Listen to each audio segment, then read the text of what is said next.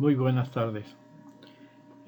Agradezco a la doctora Madiu que me insistió en esta posibilidad de acercar algunos temas que pudieran ser de interés de este taller. Obviamente, pues traté de prepararlo en un contexto que pudiera ser útil a los objetivos del taller y obviamente los objetivos también de una política de desarrollo local en el caso de Camagüey. Quiero decirles que muchos de estos elementos que dan pie a esta reflexión que hacemos en este tema del desarrollo de cadenas híbridas de valor empieza desde la economía y la gestión del conocimiento. Yo saludo a algunos de ustedes que los conozco desde hace muchos años en la Facultad de Economía y recuerdan entonces que iniciábamos nosotros con esta aproximación a la economía del conocimiento de forma muy polémica realmente, o sea, no fue muy fácil que las estructuras de la propia Facultad de Economía en ese momento pues adoptaran o dieran espacio a que podía haber una economía diferente, intensiva en conocimiento y en la cual uno de los activos de las ecuaciones de creación de valor tenían que ver precisamente con el insumo conocimiento. En la gráfica, ahí pueden ver ustedes una aproximación gráfica a esas dinámicas, ¿no? El papel del capital intelectual, el papel del aprendizaje en las organizaciones y el papel de convertir ese aprendizaje y ese conocimiento en valor, que al final de cuentas es la innovación. O sea, la innovación está muy centrada en la creación de valor, siempre, no solamente a partir de nuevos productos y servicios, sino nuevos productos y servicios intensivos en innovación, y esa innovación es conocimiento empaquetado, aprendizaje empaquetado. Para mí fue un gran descubrimiento hace ya algunos años, por una misión que me encomendaron en la UAP, de recorrer varios países de Europa para encontrar cuál pudiera ser una configuración de un desarrollo de emprendimiento que pudiera tener sentido para una universidad pública. Y en el País Vasco, pues tuve la oportunidad de tener una interacción muy interesante con la fundación del banco BBVA y pudimos encontrar que la medición del capital social no solamente tiene un carácter de orden de antropología social, sino que tiene un valor económico financiero importantísimo. No les voy a profundizar en este tema, se los dejaré a los que pueden estar interesados en ello, pero las tasas de interés de préstamos para el emprendimiento en los diferentes países y regiones de España donde el banco BBVA tiene presencia están correlacionadas con el índice de capital social. Ahí donde el índice de capital social es más intensivo, es mayor, la tasa de préstamo de interés del préstamo es inferior. Y esto hay estadísticas muy claras que lo definen. Esto para mí fue muy interesante y cambió la correlación y el papel de la manera de impulsar emprendimientos no basados en las personas, sino basadas en los grupos sociales. O sea, la interacción de grupos como la arquitectura base sobre la cual emerge el emprendimiento. Esto tiene profundas implicaciones de orden regional y local. O sea, uno de los elementos en los cuales una región compite en esto y se configura como una ciudad de conocimiento, quiero decirles que Puebla, la ciudad donde resido, aspira a ser una ciudad de conocimiento. Tengan ustedes idea de lo que es una región, un estado que tiene 470 universidades, 470 instituciones de educación superior. Puebla es el Boston de México, es la región del país donde hay una mayor concentración de instituciones de educación superior. Aquí vienen a estudiar jóvenes de todo el sur-sureste de México y hay un sistema de capitales, llamémosle así, que están presentes en la estructura socioeconómica. Con esa gran cantidad de universidades, pues significa un capital tecnológico, es una ciudad con un fuerte arraigo cultural, patrimonio de la humanidad, es una ciudad de más de 480 años, hay un capital construido, hay un capital intelectual, obviamente tiene unas características naturales interesantísimas, como una diversidad climatológica, pero el elemento que dinamiza toda esta articulación de capitales es el capital social, o sea, y que es uno de los grandes retos. O sea, no es una región intensiva en capital social. Por eso uno de los retos que asumió la universidad es precisamente ser un articulador que apuntara a aumentar el capital social, la confianza, la interrelación entre los actores. Un elemento también circunstancial que creo que vale la pena comentar en esta presentación tiene que ver la esencia del valor. O sea, no es lo mismo crear un producto y un servicio que crear valor. Crear valor está muy apuntalado en la innovación. Es un elemento que va más allá del producto y el servicio porque entrega satisfactores que muchas veces son de carácter subjetivo. Lo comento mucho en mis conferencias sobre innovación en valor cuando pongo el ejemplo de Starbucks. Las cafeterías Starbucks no son cafeterías para ir a tomar café, son cafeterías para ir a demostrar un estatus económico superior a la media.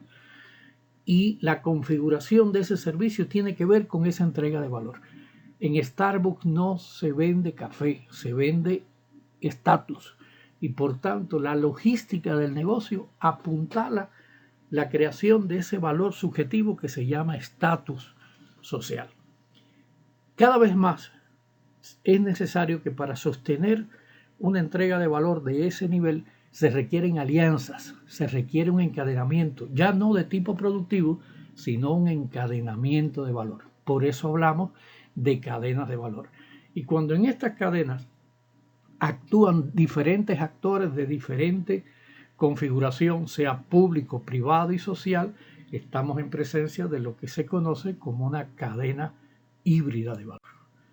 Lo podemos ver gráficamente en la presentación y les compartimos el concepto. Es una forma avanzada de colaboración, especialmente a nivel local, en el marco de una cadena de valor. O sea, lo que determina la asociación no es que somos amigos, que nos encontramos en un café, sino que nos dimos cuenta que podíamos establecer una relación para entregar un valor superior a partir de un esquema de colaboración, buscando por sobre todas las cosas que en esa asociación entre organizaciones sociales, empresas, gobiernos, universidad, lográramos fundamentalmente una escala y una eficiencia superior a que si lo hiciéramos de manera separada, buscando que esta cadena híbrida de valor resolviera el problema fundamental de entregar un valor con mayor sofisticación, mayor eficiencia y que respondiera a satisfactores. Quiero decirles que yo he visto cadenas híbridas de valor en Cuba. De manera, han ido naciendo como ejemplos, digamos, de desarrollo local. Quizás luego en alguna pregunta que ustedes hagan puedo decirles con nombre y apellido dónde en Camagüey se ha desarrollado un proyecto de base de creación de valor sobre una articulación entre diferentes actores que configuran perfectamente una cadena híbrida de valor. Mucho de esto surgió a partir del modelo universitario Minerva. Este fue un parteaguas en la estructura de la universidad en los años 2006-2007. El rector nos llamó a una reflexión del papel de la universidad en el desarrollo regional. Y a mí me tocó encabezar los esfuerzos tanto en el orden teórico como en el orden metodológico y en el orden de planeación estratégica para migrar de un concepto de vinculación universidad-sociedad a un concepto de integración social. De tal manera que a través de nuestros planes de estudio, a través de nuestros espacios de desarrollo, a través de nuestra infraestructura, nosotros pudiéramos realmente ser parte de esa triple hélice que se habla del desarrollo regional. Pero esta triple hélice nosotros identificamos que el motor principal para que esa hélice girara con una mayor o menor velocidad en cuanto a la creación de factores de competitividad regional era la sociedad civil organizada, o sea, los grupos de productores, los grupos sociales. Si nosotros lográramos integrar en una agenda estos tres factores, universidad, gobierno y empresa, centrado en las personas en una localidad específica, a través de proyectos del desarrollo de cadenas productivas, fomentar las vocaciones regionales, elevar la articulación social, impulsar nuevas formas asociativas, lograr diversificación productiva y sobre todo esto hacerlo en un orden de respeto al medio ambiente, la competitividad regional se vería fuertemente impactada hacia lo positivo. Esto fue incluso base de una conferencia que dicté ante la Cámara de Senadores y la Cámara de Diputados en una intención de los gobiernos de los estados del sur de México de desarrollar una estrategia de desarrollo regional diferente a los estados del norte. O sea, los estados del norte tienen una articulación productiva muy intensa con Estados Unidos. Ellos logran una articulación con el principal mercado mundial y obviamente pues sus esquemas de desarrollo regional obedecen a otra consideración. En este sentido pues los estados del sur se vieron comprometidos con este modelo que presentamos en su ocasión.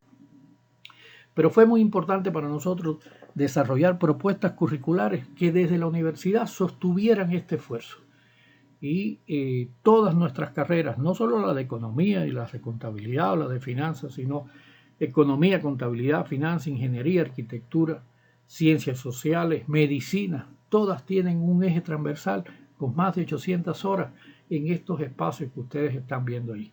Una materia básica, asignaturas integradoras, un servicio social con enfoque en emprendimiento y diferentes servicios que tenemos, las incubadoras de empresas, el laboratorio de ideas, las unidades regionales que tenemos para el desarrollo regional en diferentes campos. Todo esto al final de cuentas nos lleva a la consideración que es muy importante que desde las facultades se apuntale la competencia de innovación. O sea, la innovación y el emprendimiento no son solo un ejemplo de intuición hacia el impulso de los negocios, es una competencia esencial y esto no lo sacamos, digamos, del capitalismo más duro. Hay un estudio a partir del informe de Lors de la UNESCO donde se plantean que entre los saberes de los estudiantes en este nuevo siglo está el saber emprender.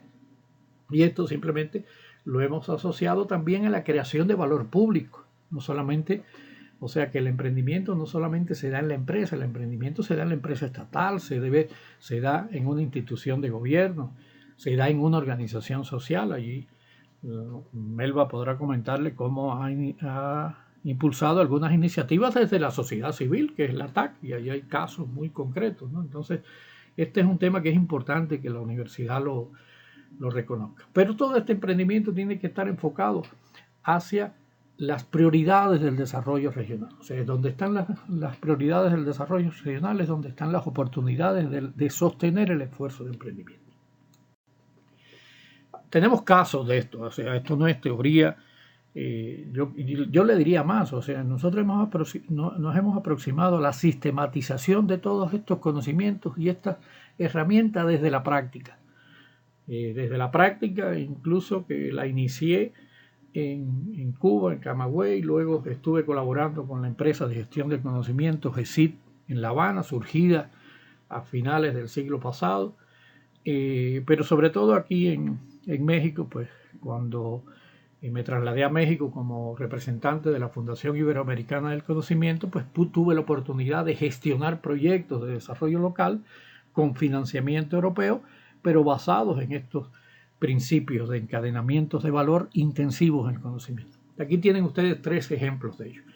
Una red de cafeterías de base social, la cual adoptó el principio de cadena híbrida de valor y hoy tiene 16 años en el mercado y compite con las principales cafeterías desde Starbucks, Italian Coffee y otras. Pero la diferencia de Café Colibrí es que su arquitectura de negocio es una cadena híbrida de valor. EduTechnology Consulting de Iberoamérica es otra. Ustedes conocen de ella a través de EduTravel. Es una empresa intensiva en conocimiento con 3 unidades: consultoría, educación en línea y turismo de eventos y congresos, y funciona como una cadena de alianzas, incluso alianzas con el Ministerio del Turismo de Cuba, con cadenas hoteleras privadas, con líneas aéreas y también con organizaciones sociales, fundamentalmente en el orden de maestros e investigadores. Y yo les dejaré para luego al final que le pueda dar más detalles acerca de su tesis de maestría, que se enfocaba también en la gestión de conocimientos, se enfocaba también a la articulación productiva, al cambio en el objeto social de una organización aparentemente tan básica como un ingenio azucarero, pero que demuestra que estos elementos teóricos y metodológicos de las cadenas de valor también tienen sustento, principios y aplicabilidad en la economía cubana. Como conclusiones de esta presentación, que yo creo que en algún momento podemos ampliarla con algunos proyectos que desarrollemos de manera conjunta, les puedo comentar que es importantísimo que en la política pública para los proyectos de desarrollo local hay que considerar el índice de capital social en la localidad. Tenemos que aproximarnos a un elemento técnico metodológico que nos permita hacer encuestas de este indicador. Existen formulaciones prácticas para hacerlo. O sea, solo basta que quizás la propia ANEC, la universidad, puedan tomar esa iniciativa de medir el capital social, a ver si es el mismo índice de capital social en la región del norte de los proyectos, digamos, de Cayo Cruz a los proyectos del sur en Santa Cruz del Sur. O sea, ¿cuál es la configuración social de los valores de asociatividad que puedan existir en una y en otra región? Y lo mismo en la ciudad de Camagüey, ¿no? Creo que es importante tomar el tema del desarrollo de las micro, pequeñas y medianas empresas, las estatales y las no estatales. Incluso veíamos una grabación del último programa de Cuadrando la Caja y ya ahí con menos prejuicio se habla de asociación público-privada. Hace un tiempo eso era un tema muy escabroso, pero ya, bueno, a nivel mediático pues se habla con más naturalidad sobre el tema. Soy un convencido que las incubadoras de empresas no deben estar en la academia, no deben estar en la universidad. Deben estar articuladas con el talento universitario, pero tienen que estar allí donde se está creando valor, en los ministerios, en las direcciones provinciales, allí donde hay claridad de cuál es la cadena de valor, de tal manera que el emprendimiento cubra algún eslabón de esa cadena que está débilmente estructurado por razones del objeto social, por razones de las limitaciones financieras o por razones de la limitación de talento que pueda tener un sector. Soy un convencido que el enfoque de las cadenas híbridas de valor como una estrategia de fomento al emprendimiento es válido, contribuye a la eficiencia del gobierno en su intención de fomentar los proyectos sociales y que las universidades pueden jugar un rol articulador. Finalmente, pues les dejo esta liga donde hay algunos de los materiales que les puedan servir a ustedes de base para organizar alguna iniciativa. De nuestra parte, toda la voluntad para cooperar, que desarrollemos algún proyecto conjunto. Ya lo estamos haciendo, ya lo estamos intencionando. Esperemos que, como se dice en buen cubano, logremos alinear a todos los santos y que podamos realmente impulsar una iniciativa donde se adopten estos enfoques de las cadenas híbridas de valor con emprendimiento de base social. Les agradezco mucho la invitación, espero que les haya sido interesante y los dejo con Melba para alguna pregunta. De todas maneras, yo estaré pendiente de cualquier llamada para aclarar algún término que pueda haber resultado poco explícito en mi presentación. Gracias a ustedes. Buenas tardes.